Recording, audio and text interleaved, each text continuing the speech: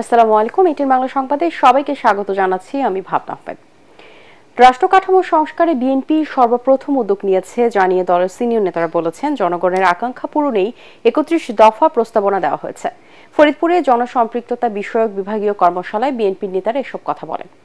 সদর উপজেলা হলরুমে দিনব্যাপী এই কর্মশালায় বৃহত্তর ফরিদপুরের ৬ জেলায় বিএনপি ও সহযোগী সংগঠনের ৩৫০ নেতা অংশ নিচ্ছেন। বিকেলে কর্মশালায় প্রধান অতিথি হিসেবে ভার্চুয়ালি বক্তব্য রাখবেন বিএনপির ভারপ্রাপ্ত চেয়ারম্যান তারেক রহমান। ফরিদপুর বিভাগীয় সাংগঠনিক সম্পাদক শামা ওবায়দের সভাপতিত্বে আয়োজিত এই কর্মশালায় সিনিয়র নেতারা তৃণমূলের সদস্যদের বিভিন্ন পরামর্শ নেওয়ার পাশাপাশি বিভিন্ন প্রশ্নের জবাব দিচ্ছেন।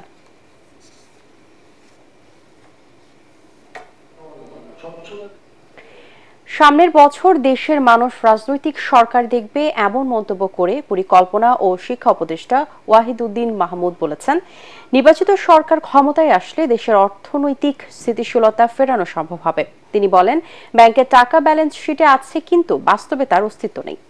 বেক্সিমকোর মতো শিল্প প্রতিষ্ঠানগুলোর অর্থ লোপাটের কারণে বৈষম্যবিহীন সমাজ ব্যবস্থা গড়ে তোলা খুব কঠিন বলেও জানান এই অর্থনীতিবিদ। তরিক ইসলামের রিপোর্ট।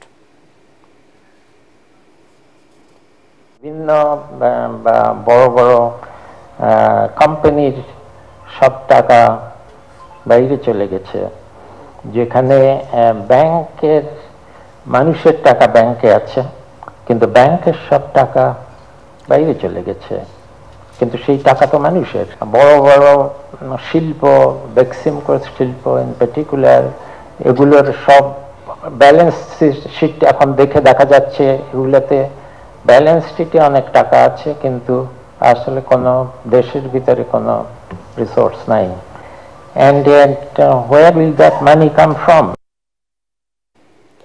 নির্বাচনী রোডম্যাপ ঘোষণা করলে জনগণ নির্বাচনী মুখী হবে, তখন পরাজিত শক্তির আর কোনো ষড়যন্ত্র কাজ করবে না বলে মন্তব্য করেছেন ডক্টর খন্দকার মোশাররফ হোসেন।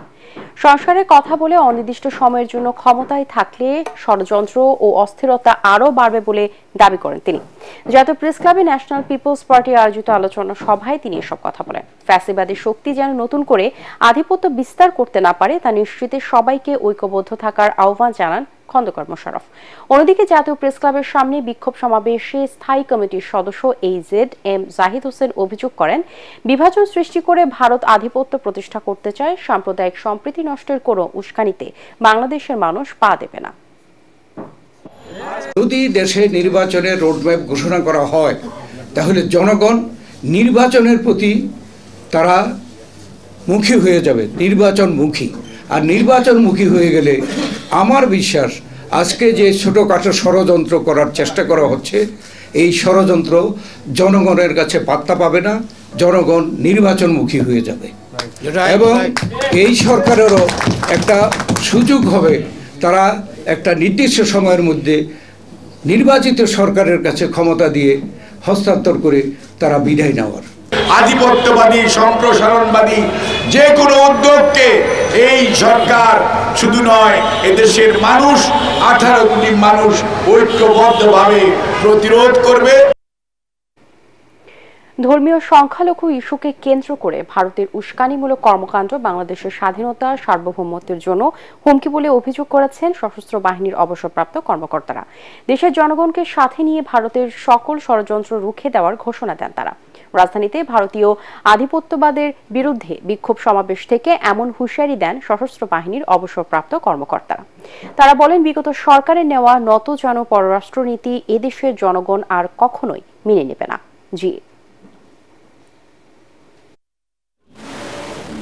বাংলাদেশে ভারতের দূতাবাস ও ভিসা অফিসের নামে অনেকগুলো অফিস কার্যকর আছে। আমরা ধারণা করি এই সমস্ত অফিস গোয়েন্দা বৃত্তি ছাড়া আর বিশেষ কিছু করে না। আপনারা বাংলাদেশ সেনাবাহিনী যেটা দেখেছেন 72 সালের, সেই সেনাবাহিনী এখন আর নাই। আমরা এখন যুদ্ধোপযোগী এবং যে কোনো শত্রু মোকাবেলায় প্রস্তুত। খুনিরা নতুন করে ফিরে আসছে, নতুন করে গল্প লিখছে বলে অভিযোগ করেছেন বৈষম্য বিরোধী ছাত্র আন্দোলনের সমন্বয়ক ও জুলাই স্মৃতি ফাউন্ডেশনের সাধারণ সম্পাদক সার্জিস আলম। চট্টগ্রাম জুলাই স্মৃতি ফাউন্ডেশনের উদ্যোগে জুলাই গণ অভ্যুত্থানে শহীদ পরিবারকে আর্থিক সহায়তা প্রদান করতে গিয়ে তিনি কথা বলেন। সার্জিস আলম বলেন, যারা পতিত স্বৈরাচার আওয়ামী লীগকে পুনর্বাসন করতে চায় তাদের বিরুদ্ধে দ্বিতীয়বার রাজপথে নামতে ও জীবন দিতে প্রস্তুত ছাত্র সমাজ।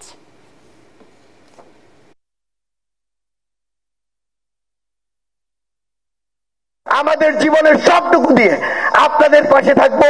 শুধুমাত্র একটি জিনিস মনে রাখবেন, এই বাংলাদেশে যে কেউ যে কোনো ফরম্যাটে যদি বিন্দু মাত্র ওই খুনি হাসিনার আবার এখানে দোসর হিসেবে কাজ করে, যদি এজেন্ট হিসেবে কাজ করে, হোক দেশের হোক বাইরের, আমরা এই বাংলাদেশে আবারও একসাথে নেমে তাদেরকে সবাই প্রতিহত করব।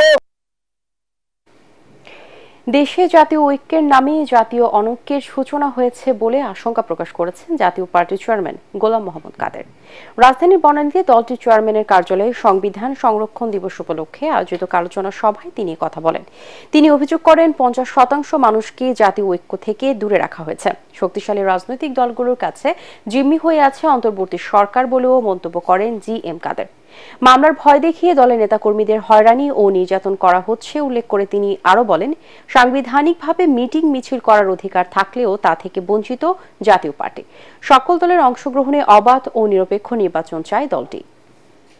একটা সৃষ্টি করা হয়েছে, ওনারা কাউকে নিচে নামিয়ে দিচ্ছেন, কাকে উপরে রাখছেন।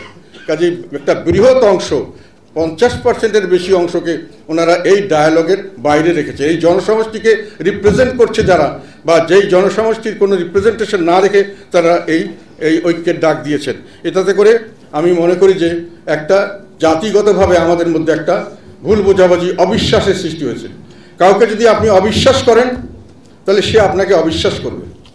কাউকে যদি আপনি ঘৃণা করেন সে আপনাকে ঘৃণা করবে। কাউকে যদি আপনি নিশ্চিহ্ন করতে চান সে আপনাকে নিশ্চিহ্ন করতে চাইবে। এটি হলো স্বাভাবিক নিয়ম। দ্বিতীয় টি-20তে বাংলাদেশকে 135 রানের টার্গেট দিয়েছে আয়ারল্যান্ডের মেয়েরা। ওয়ানডে সিরিজে আয়ারল্যান্ডকে হোয়াইট ওয়াশ করলেও টি-20 সিরিজের প্রথম ম্যাচেই হেরে যায় বাংলাদেশের নারীরা। সিলেটে সমতায় ফেরার মিশনে টস জিতে ব্যাটিংয়ের সিদ্ধান্ত নেয় আইরিশরা। নির্ধারিত 20 ওভারে 5 উইকেট হারিয়ে 134 রান তোলে তারা। লরা ডেলানি দলের পক্ষে সর্বোচ্চ 35 রান করেন। শেষ খবর পাওয়া পর্যন্ত বাংলাদেশের সংগ্রহ 4 উইকেটে 27 রান।